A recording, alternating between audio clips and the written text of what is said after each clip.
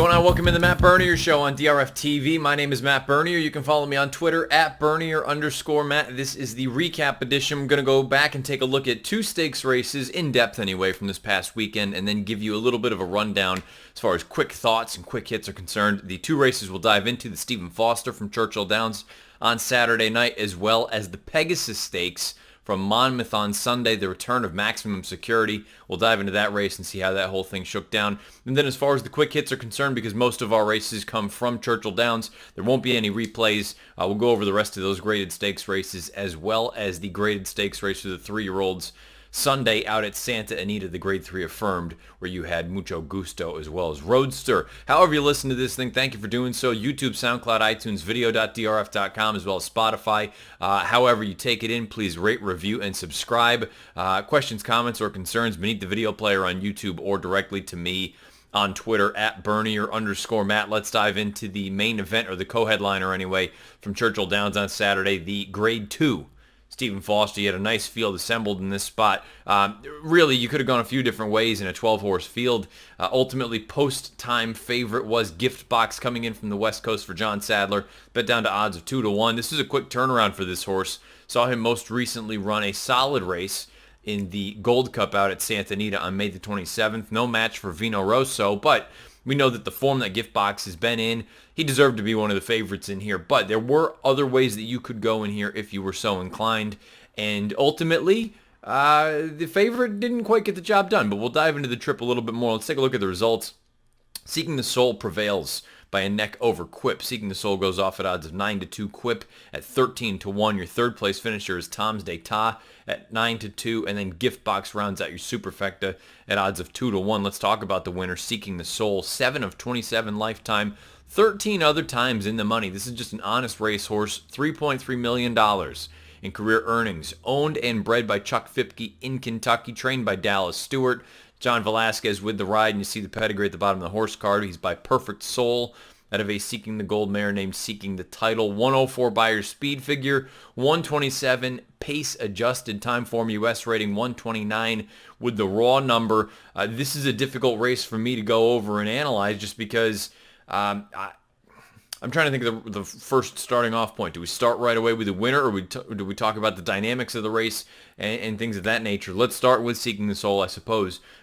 He never really looked like a loser at any point. The pace was slow in this race. Now, time form, they'll go through and they'll put in adjusted fractions as opposed to what the raw numbers are. They have the adjusted fractions, and it's something that the folks at time form do. Craig Milkowski would have a better sort of explanation if you have any concerns or you're curious about how any of that stuff works. Based on the adjusted fractions, they had that race as a faster pace than what the 49 and 2.5 mile would suggest, 13 and 2 for 3/4. To me, I just thought it was a pedestrian pace. When you saw that those two horses out on the front end, Quip and Tom's d'Etat, they're out there with their ears up, and both riders have just got handfuls because the horses want to go. They're not going anywhere. It's just it's a very, very slow pace, very pedestrian. I think that makes Seeking the Soul's effort look a little bit better in the way that he finishes. Final eighth of a mile in 11:77 compared to those other two, Quip in 12:08 and Tom's d'Etat in 12:36. I think Seeking the Soul, he ran the best race in here, no question. Look, he's a nice horse. He just shows up and runs his race more often than not. I think the thing that's a little bit, that I'm unsure of anyway, with a horse like Seeking the Soul going forward, is Seeking the Soul on the short list of Breeders' Cup Classic contenders. I don't think he cracked the top 10 as far as the Breeders' Cup top 10 Classic rankings were concerned when they came out for the first time last week. I'm sure he will crack the top 10 this time around, but my thing with this race going into it was it's a great betting race. You've got what we would have to call a Grade 1 caliber field at this point, because you have the vast majority of the interesting older horses that weren't running in the Met Mile showing up here, but I look at the race and I go, is there really a Breeders' Cup Classic major threat coming out of this? Maybe it is Seeking the Soul. Maybe I'm being a little bit unkind to the top 3, 4, 5, 6 horses in here. But I still feel like Seeking the Soul might be better going a little bit sort of a different configuration, the one turn. But having said that, he's proven himself at a mile and an eighth time and time again. He's a horse that has done his best at Churchill Downs. I mean, it's hard to argue that. He's won the Stephen Foster, the Clark Handicap, the ACAC, and he ran second in the Breeders' Cup Dirt Mile. All of those races came at Churchill Downs. He's a nice horse. I like him. I've liked him for a long time. But when I look at him, I don't think of a horse that I'm shaking in my boots to look at as far as the Breeders' Cup Classic is concerned. Now, maybe it was an instance where he was ready to go, had a little bit of recency as opposed to a horse like Quip. Quip was, to me, diving into the deep end for the first time, and you can say that he acquitted himself nicely. He's another one, though, that I've never looked at Quip and thought this is what he is. And maybe this is what the older division is right now. Maybe I need to just come to terms with that. But when I look at the top three finishers in here, and we'll get to Gift Box in a moment. When I look at Seeking the Soul, Quip, and Tom's d'Etat, I don't look at any of them, or I didn't anyway, coming into the Foster and say Breeders' Cup Classic contenders, I could see them being in the top 3 or 4 choices. Coming out of it, I still don't feel that way. I'm going to be curious to see where all these horses exit this race and where do they ultimately go. Do they go to the Whitney, the first big grade one for the older horses up at Saratoga, the males anyway? Because I feel like you have opportunities to beat these horses. Now, Quip, maybe he's sort of the X factor of those top 3 because he is relatively lightly raced. But I just feel like with the pace situation in this race, he had everything go his way and he still lost. I don't know. Those top 3, they leave me wanting a little bit as far as the Breeders' Cup Classic is concerned. I'm not saying that they're not nice horses. But if we're talking about the Classic, I'll put it this way. If I'm going to compare this race against the Met Mile, and I recognize some of those horses in the Met, they're not going to be able to stretch out, or they're not going to stretch out. But when I look at this race as opposed to the Met, and I see horses like McKinsey and Thundersnow, I look at them a lot more sort of charitably, or I think highly of them as far as classic contenders are concerned, compared to these top 3 in here. Now, the defeated favorite, Gift Box, who ran 4th in this spot, it seemed a little peculiar that he would be turning back this quick in time, running back in essentially 3 weeks, shipping from California to Churchill Downs. I don't think this race is as bad as it might look when you first just take a look at it. You see that he finished 4th, and he really wasn't that close to the top 3. I don't think it was a terrible effort. I don't think it was a good effort, but I don't think it was a disaster that maybe when you first take a look, you're going to think. He was wide throughout, about 4 or 5 paths basically the entire way around.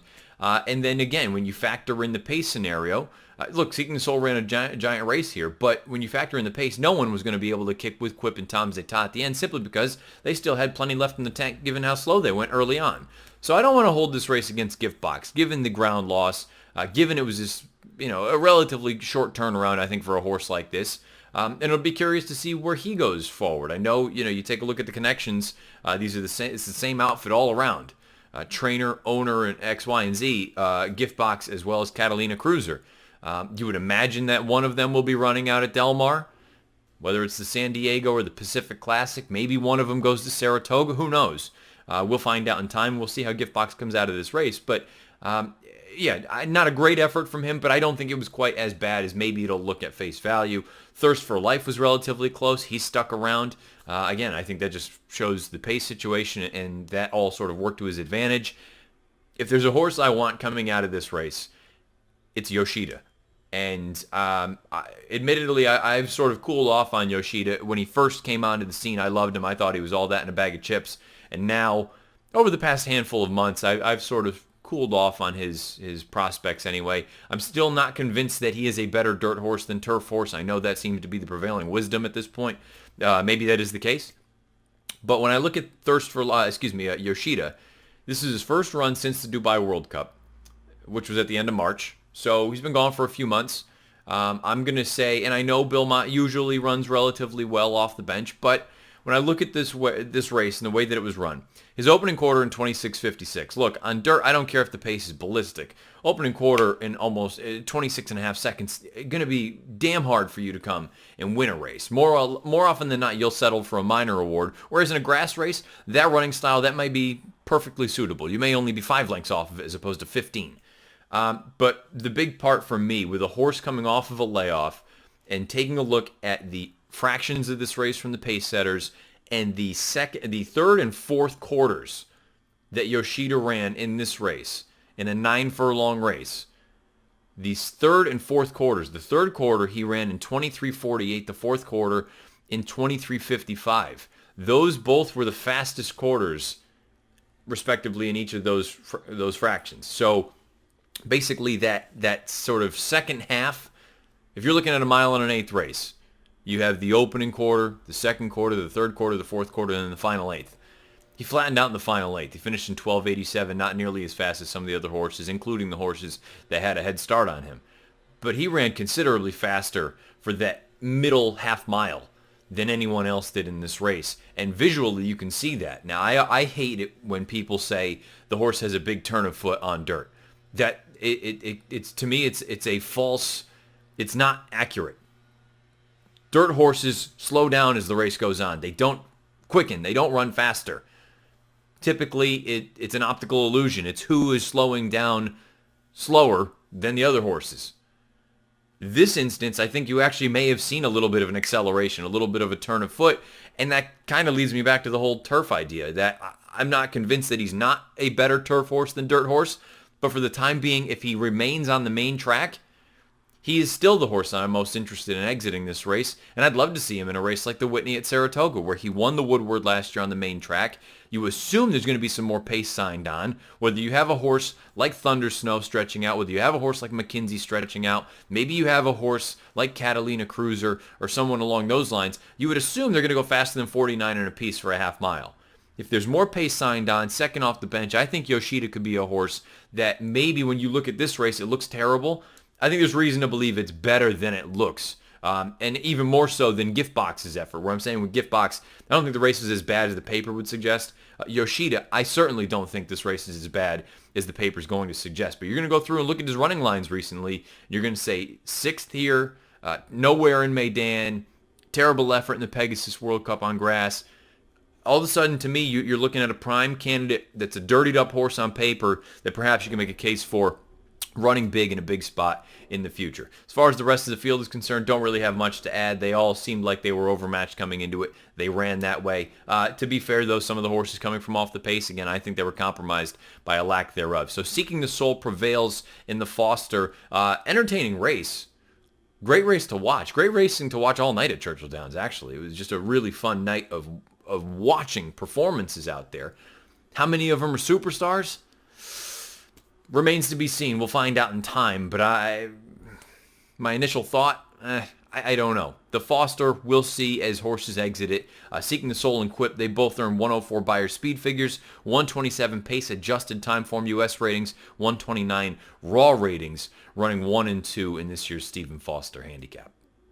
This next recap's going to be relatively brief, but it's one that we have to discuss from Sunday at Monmouth Park. This was the field of 6 that went postward for the Pegasus Stakes for 3-year-olds, the local prep race for the Haskell Invitational.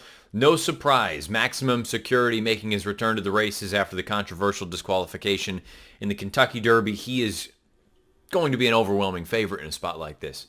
To some people's surprise, though, especially the folks that bet him down to odds of 1-20, he did not win. King for a Day for Todd Pletcher gets the job done. Let's take a look at the stretch run of this year's Pegasus. They've separated themselves by 5. Maximum Security all in toward the inside. King for a Day, a final furlong, greets Maximum Security, who's just a half length in front. King for a Day on the outside, going to make him earn it at the 16th pole. It's a question of who wants it more. King for a Day forges to a narrow advantage. Maximum Security has been defeated. King for a Day by a length. Maximum Security second. Direct Order was third, fourth, Last Judgment. King for a Day, 5-1, is the winner with Joe Bravo aboard. Maximum Security, the horse that was disqualified from first in the Kentucky Derby, he finishes second at odds of 1-20. Let's take a look at King for a Day. 3 for 5 lifetime, 4 times in the money, over $210,000 in career earnings, owned and bred by Red Oak Stable, Brunetti in Kentucky. Trained by Todd Pletcher, ridden to victory by Joe Bravo, and the pedigree at the bottom of the horse card. It's by Uncle Mo out of a French deputy mare named You Bet We Are Even. Respectable speed figures earned by each of these top 2 in here. King for a Day, a 102 Beyer, 120 pace adjusted time form US rating, 118 raw. Maximum Security, a 100 Beyer, 119 pace adjusted time form US rating, 117 raw. No disrespect to the connections involved with the other horses. I'm not talking about horses 3 through 6 here. Let's talk about the top 2. Let's begin with the winner. King for a Day. This is a horse that continues to blossom. He really, if you think about it, you go back to the way that he rounded out his 2-year-old campaign. It was the only time he's been off the board in any of his 5 lifetime starts. He finished 4th in the Kentucky Jockey Club at Churchill Downs. But if you go back and you watch that race, say what you will about that field, I don't love that race as a whole. And the horses that have exited it, hit or miss. But the way that King for a Day ran that day, that was a very impressive performance. Wide, close to the pace, it was hot, and he stuck around. I thought that was a good effort. Unfortunately, he was gone for some time, but he came back. He was impressive down at Pimlico. And then he does this. And again, the sort of time form ratings and the buyers, they more or less check out. They're pretty darn close. He finishes in 32 seconds flat as opposed to Maximum Security. He finishes in 32.19. Look, King for a Day, he's got that pedigree that I would think distance isn't going to be an issue for him. I'll be very curious to see where they go on with him. You would assume because it is down there on the Jersey Shore, you win this race, you assume you go to the Haskell. I think a lot of it will depend on what people think of Maximum Security exiting this race, because to me, the stumble, which has been discussed at the beginning of this race in the Pegasus, I don't think that made much of a difference. You lost by a full length. If you lost by a nose, maybe I could understand. But I think first time back off the bench, probably a little bit dull, misses the break a little bit, and I know the connections were saying he was a little bit keen, and whatever the case was, however you want to spin it. He missed the break. He bobbled. He righted the ship really quickly. Looked like he was in pretty deep water with about 3/8 of a mile to go, and that was in fact the case. Now, he didn't completely pack it in. And I think that just goes to show that, I mean, this is a very nice horse. I'm not breaking any news there with Maximum Security. I still think he's a little bit green. I said that coming out of the Derby. I said that's probably part of the reason that he did duck out. Maybe there was something else that happened on the infield or that caught his eye and made him do that. But, I mean, this is a horse that even in his races in Florida, he was not the consummate professional. He did some things a little bit on the goofy side. He's lightly raced. He's still figuring things out. I don't think the stumble is what cost him this race. I think he got beat by a horse that had a little bit more recency, that is a nice horse in his own right, goes out for good connections with Pletcher and Bravo. And you know what? It's not the end of the world if you lose a race. So many people get hung up in the idea of, and I get it, that technically he was not unbeaten coming into the Pegasus. But so many people get hung up on all those zeros and wanting to maintain perfection and all this other stuff. Well, you know what? It doesn't really matter when it boils down to it.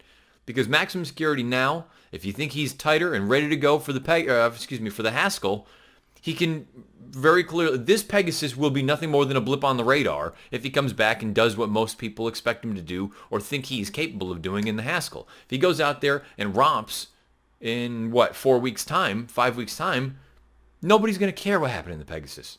This is essentially, to me, nothing more than a means to an end. Don't really care that he lost. Especially to what looks like a good horse in King for a Day. Now, had he lost to, a 35 to 1 shot, yeah, okay, maybe then we want to go back and revisit some things. But he lost to a nice horse, and he wasn't embarrassed. First start off the bench, I think he's going to move forward here. I think he's a player in the Haskell.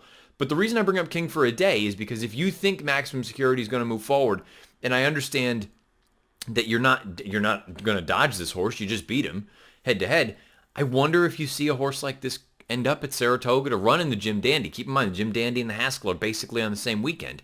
One is on Saturday, and actually the Haskell might be Saturday this year. I'm not entirely sure, but at any event, you're not going to run in both of them. You're going to run in one or the other. More money to be made in the Haskell, but if you're looking at the Travers, it's sort of the long-term goal for these 3-year-olds, or for some of them anyways, the Travers, some folks like to have the local prep in the Jim Dandy. I'll be curious to see where all these horses go. Again, Maximum Security, I would be stunned if he wasn't in the Haskell. King for a Day, you would assume the Haskell is the next logical spot. I wouldn't be shocked if you saw him in the Jim Dandy up at Saratoga getting ready for the Travers. But we'll find out. We have some time before then and now, or between then and now. And we have some other horses that still need to sift, kind of figure some things out. We talked about the older horses when we went over that Stephen Foster recap. These 3-year-olds, now you're going to add King for a Day to the mix.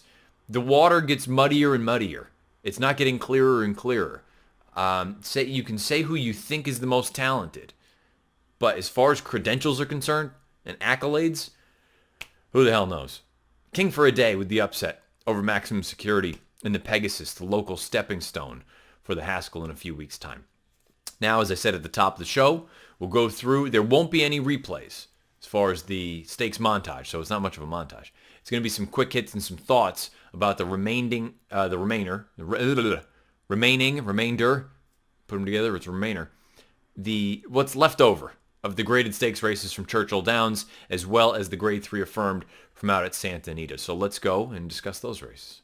Quick look at the stakes races. The Matt win at Churchill, Mr. Money, he was spectacular. I couldn't have been more wrong about the idea that the reason he ran as well as he did in the Pate Mile was because of the one-turn configuration. He kind of squashed that in a pretty emphatic way here on Saturday night. Went out there and buried that field. 3-5, I still think was probably not a great bet, but it sounds stupid for me to say that when the horse goes out there and wins by, 6-7 lengths, whatever it was. Nolo Contesto, my interesting sort of alternative, and it wasn't really all that interesting. He was a second choice. He was absolutely terrible. The interesting thing was twofold. You wonder if he was just a little bit of a travel buddy for a horse like Gift Box, but also he was a washed out mess. Now, it was warm down there on Saturday night, but it wasn't oppressive. It wasn't to the point of, people weren't washing out left and right. When you saw this horse out on the track before the race, before he loaded into the gate, he was all lathered up. So maybe he just didn't take to the ship or whatever the case may have been.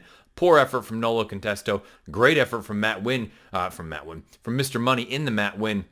Maybe he's one of those 3-year-olds that he'll just sort of storm onto the scene here late on and over the summer and take advantage of a division that seems like it's topsy-turvy. But no question, he was much the best on Saturday night. The Wise Dam March to the Arch, he ran really well.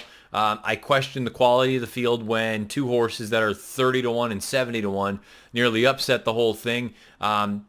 Look, March to the Arch, it was the perfect confluence of events that sort of transpired. Major class relief going from facing the likes of Bricks and Mortar and some of those other grade 1 caliber runners to this group here on Saturday evening. I think it was just another instance where maybe some of the other big horses, they just didn't fire. Helps that Inspector Lindley scratched before the race was run. And it helps when admission office, your main sort of, the horse that you have to beat, he's going to come from 100 out of it. And I don't know if he just doesn't get around the turns particularly well, but admission office ran really well down the stretch. It was a little bit too much too late. It took him a little while to find a seam, but another instance where you need to be so much the best. If you're going to be coming from way out of it and you can't get into the run rounding the far turn, it just felt like I don't know if he just, again, this is just me theorizing. Maybe he just doesn't get around the turns as well as some of the other grass horses do, but he still kicks. I mean, he kicks like a mule down the lane. Just too much for him to do. Couldn't run down March to the Arch. Nice job there from the connections. The Royal Delta, the Fleur de Lis, gutsy effort from Elate. I thought it was a workmanlike performance, and maybe all along it really has just been that she needs 9 furlongs. But the big thing for me is, from a number standpoint, it seems like the buyer, it checks out with the races that she's run throughout her career, sort of a mid-90. At 1 1/8, sure, you always have to respect her chances, but I still wasn't blown away with it, even with the idea that it was a slow pace that she had to overcome, and she was looking at 2 nice, talented fillies in front of her, fillies and mares and Blue Prize, and she's a Julie. It just, I don't know, maybe I'll change my tune as we get closer and closer to whatever her next race is. I believe they said on Saturday night that it might be the Delaware Handicap at 10 furlongs. Look, that 10 furlong race, that should work beautifully for her, but I do wonder when the waters get deeper, when you take on the Midnight Bisous of the world, and maybe eventually some of these 3-year-old fillies take on elders. Maybe Monomoy Girl comes back at some point. Who knows? I just wonder if Elate is quite what, I don't know. Maybe I'll look stupid in the next race where I say these same things and she just beats me again. But I'm still not totally convinced that she is what she once was. The Regret, I thought it was a nice effort from the winner. Can't take anything away from her. Congrats to Norm Cassie on the first graded stakes winner. I think Varenka was unlucky. I think had she been able to get out a little bit earlier, she would have gone and definitely threatened, if not outright won the race. But so is the game. So is turf racing. You're always at the mercy of pace and trip in all racing, but especially on grass when you're coming from a little bit off of it. And I don't think it was anything that Javier did wrong. He just couldn't get the filly out in time. Tried to get her out into the clear. That sort of, closed up. He tried to get inside. It is what it is. She finished really well. Varenka's one you're going to want to keep an eye on, certainly next time out. And as far as the Affirmed is concerned out at Santa Anita, I don't want to say there was no excuse entirely for Roadster, but I thought he was just a little bit on the flat side. Sure, the pace was a little bit on the pedestrian part, but I would have expected a better kick from him. Now, if you want to look at it and say this is a starting off point to bigger and better things down the road, whether it's that Los Al Derby, whether it's a race like the Jim Dandy or the Travers, the Pennsylvania Derby, whatever it is, maybe Roadster will continue to improve. The impressive effort was Mucho Gusto. I thought he looked really, really nice in here, sitting off of the pace kindly, finished full of run. Keep in mind, again, relatively soft pace, but this to me is the horse, and Baffert even said after the race, he's very likely to be a Haskell candidate, and I think he just adds intrigue to that race because on the heels of that effort, he looks like a Haskell type of horse where he can go, he can be forwardly placed, or he can sit just off of it. And as I feel like a broken record saying this, with these 3-year-olds, are you terrified of anyone right now? Mucho Gusto, I thought this was a big effort from him, and I don't think a mile and an eighth. I was always concerned, and I even going into this race on Sunday, I brought up the idea that maybe he's better going slightly shorter, 7/8 of a mile as opposed to longer. Boy, he looked really, really nice in this spot here on Sunday afternoon. So Mucho Gusto, a good one for Baffert. Maybe he ends up being the best 3-year-old in the Baffert barn when it's all said and done. Who knows? A lot can happen now over the summer at Saratoga, leading into the Pennsylvania Derby and leading into the Breeders' Cup later, the beginning of November.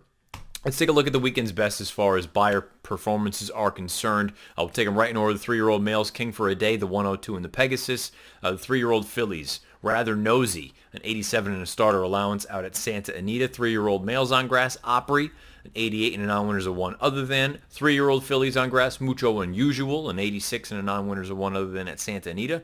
Older males on dirt, we have a tie with the top 2 finishers in the Stephen Foster.